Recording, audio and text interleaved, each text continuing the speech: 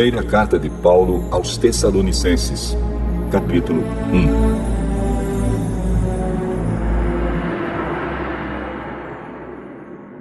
Eu, Paulo, e Silas e Timóteo, escrevemos esta carta aos irmãos da igreja da cidade de Tessalônica, a vocês que estão unidos com Deus, o Pai, e com o Senhor Jesus Cristo. Que a graça e a paz estejam com vocês. Nas nossas orações, sempre damos graças a Deus por todos vocês e nunca deixamos de pedir em favor de vocês. Pois lembramos, na presença do nosso Deus e Pai, como vocês puseram em prática a sua fé, como o amor de vocês os fez trabalhar tanto e como é firme a esperança que vocês têm no nosso Senhor Jesus Cristo. Irmãos, sabemos que Deus os ama e os escolheu para serem dele. Pois temos anunciado o Evangelho a vocês, não somente com palavras, mas também com poder, com o Espírito Santo. E com a certeza de que esta mensagem é a verdade. Vocês sabem de que maneira nos comportamos no meio de vocês, para o próprio bem de vocês. E vocês seguiram o nosso exemplo e o exemplo do Senhor Jesus. Embora tenham sofrido muito, vocês receberam a mensagem com aquela alegria que vem do Espírito Santo. Desse modo, vocês se tornaram um exemplo para todos os cristãos das províncias da Macedônia e da Acaia. Pois a mensagem a respeito do Senhor partiu de vocês e se espalhou pela Macedônia e pela Acaia. E as notícias sobre a fé que vocês têm em Deus chegaram a todos os lugares. Portanto, sobre isso não é preciso falarmos mais nada. Todas as pessoas desses lugares falam da nossa visita a vocês e contam como nos receberam bem e como vocês deixaram os ídolos para seguir e servir ao Deus vivo e verdadeiro. Elas contam também como vocês estão esperando que Jesus, o Filho de Deus, a quem Deus ressuscitou, volte no céu. Esse Jesus que nos salva do castigo divino que está para vir.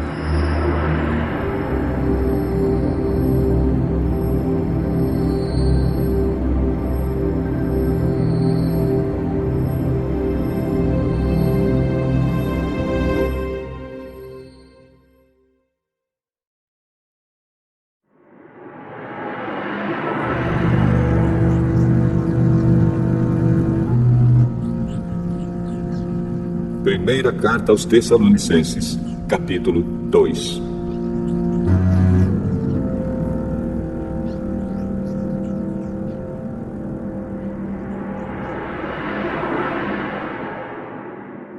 Vocês sabem muito bem, irmãos, que a nossa visita não ficou sem proveito. Sabem também como fomos maltratados e insultados na cidade de Filipos, antes de chegarmos aí em Tessalônica. Fomos muito combatidos, mas o nosso Deus nos deu coragem para anunciar a vocês a boa notícia que vem dele. Aquilo que anunciamos a vocês não se baseia em erros ou em má intenção, e também não tentamos enganar ninguém. Pelo contrário, sempre falamos como Deus quer que falemos, porque Ele nos aprovou e nos deu a tarefa de anunciar o Evangelho. Não queremos agradar as pessoas, mas a Deus, que põe à prova as nossas intenções. Pois vocês sabem muito bem que não usamos palavras bonitas para enganar vocês, nem procuramos tapear vocês para conseguir dinheiro. Deus é testemunha disso. Nunca procuramos elogios de ninguém, nem de vocês, nem de outros. No entanto, tínhamos o direito de exigir de vocês alguma coisa, por sermos apóstolos de Cristo. Mas quando estivemos com vocês, nós fomos como crianças, fomos como uma mãe ao cuidar dos seus filhos. Nós os amávamos tanto que gostaríamos de ter dado a vocês não somente a boa notícia que vem de Deus, mas até mesmo a nossa própria vida. Como nós os amávamos. Irmãos, vocês com certeza lembram de como trabalhamos e lutamos para ganhar o nosso sustento. Trabalhávamos de dia e de noite a fim de não sermos uma carga para vocês, enquanto anunciávamos a vocês a boa notícia que vem de Deus. Vocês são nossas testemunhas, e Deus também, de que o nosso comportamento entre vocês que creram foi limpo, correto e sem nenhuma falha. Vocês sabem que tratamos cada um como um pai trata os seus filhos.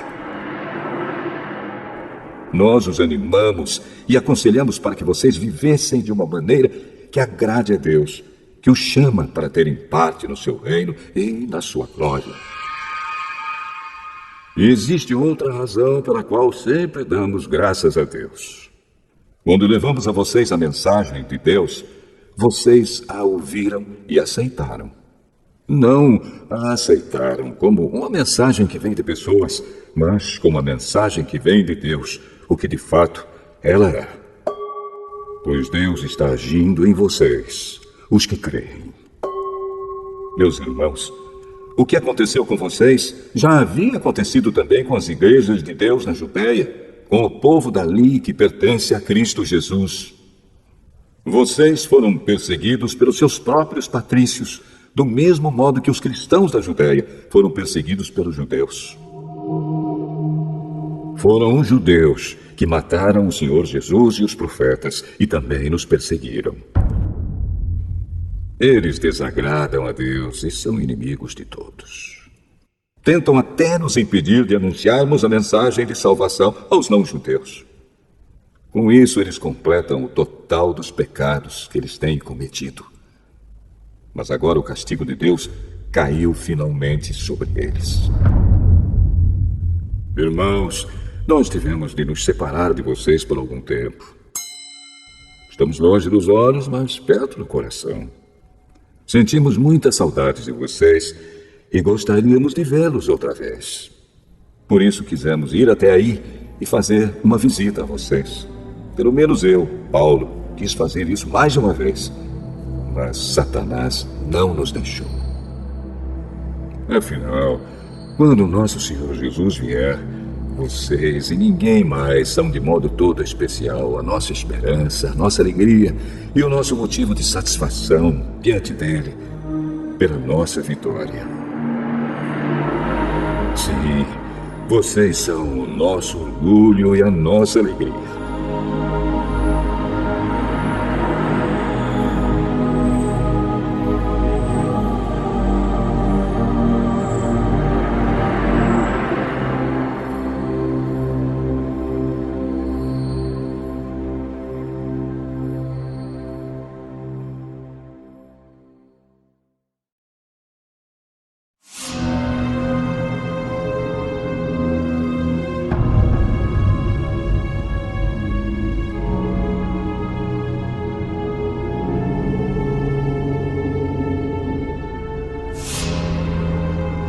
Primeira carta aos Tessalonicenses, capítulo 3.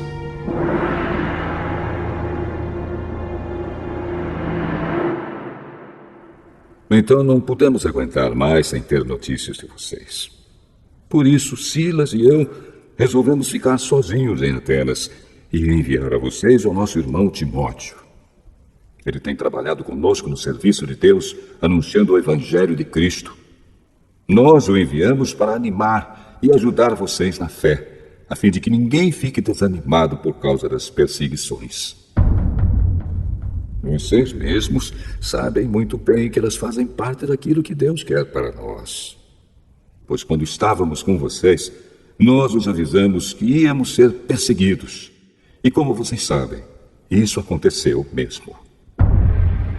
Por isso não pude aguentar mais sem ter notícias de vocês e enviei Timóteo para saber como vai a fé que vocês têm. É que eu tinha medo de que o diabo os tivesse tentado de tal modo que todo o nosso trabalho tivesse ficado inútil. Agora Timóteo já voltou daí de Tessalônica e nos trouxe boas notícias a respeito da fé que vocês têm em Deus e do amor que vocês têm uns pelos outros. Ele nos contou que vocês sempre lembram de nós com carinho e que têm tanta vontade de nos ver como nós temos de ver vocês. Assim, irmãos, em todas as nossas dificuldades e sofrimentos, o que nos animou foi a fé que vocês têm. Agora nós nos sentimos com mais vida, porque sabemos que vocês continuam a viver firmes por estarem unidos com o Senhor. E assim podemos dar graças a Deus por vocês. Agradecemos a alegria que temos diante do nosso Deus por causa de vocês. Dia e noite pedimos a Ele de todo o coração que nos deixe ir vê-los pessoalmente para podermos completar o que ainda falta na fé que vocês têm. Que o próprio Deus, o nosso Pai e o nosso Senhor Jesus preparem o nosso caminho para podermos ir visitar vocês. Que o Senhor faça com que cresça cada vez mais o amor que vocês têm uns pelos outros e por todas as pessoas, e que esse amor se torne igual ao nosso amor por vocês. Desse modo, Deus dará força ao coração de vocês, e vocês serão completamente dedicados a Ele, e estarão sem culpa na presença do nosso Deus e Pai, quando nosso Senhor Jesus vier com todos os que são dele. Amém.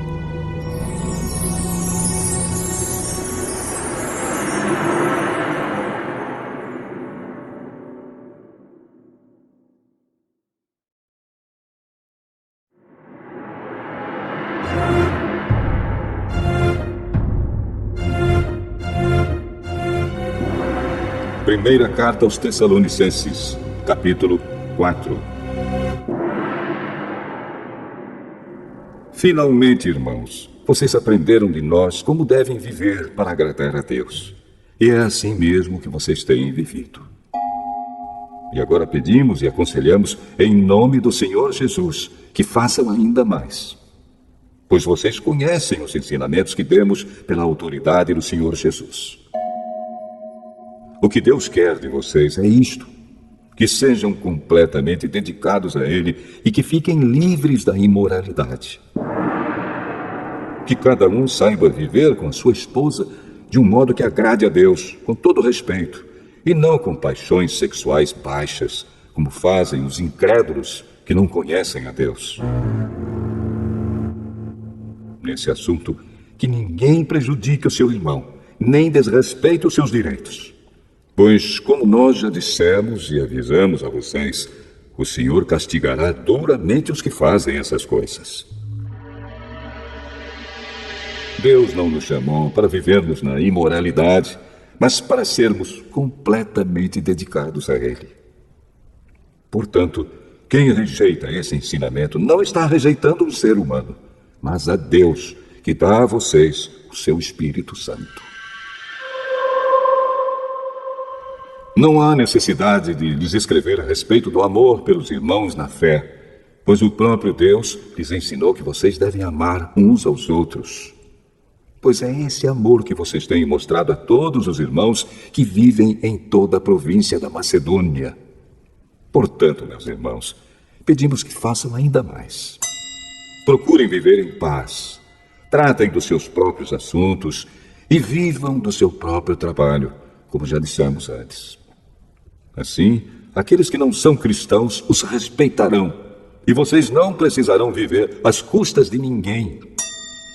Irmãos, queremos que vocês saibam a verdade a respeito dos que já morreram, para que não fiquem tristes como ficam aqueles que não têm esperança.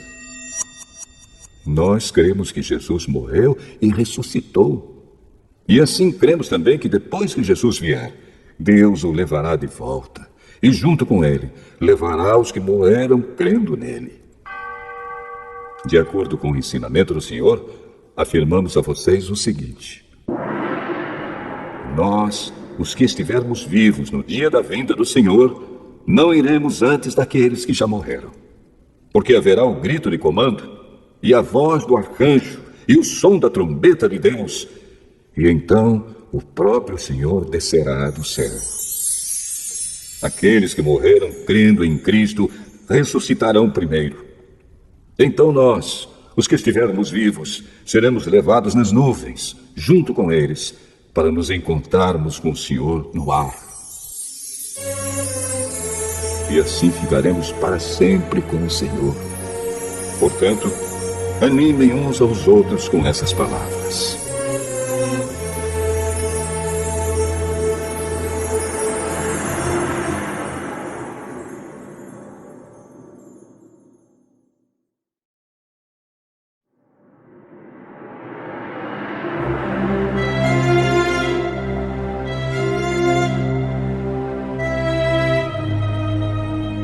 Primeira carta aos Tessalonicenses, capítulo 5.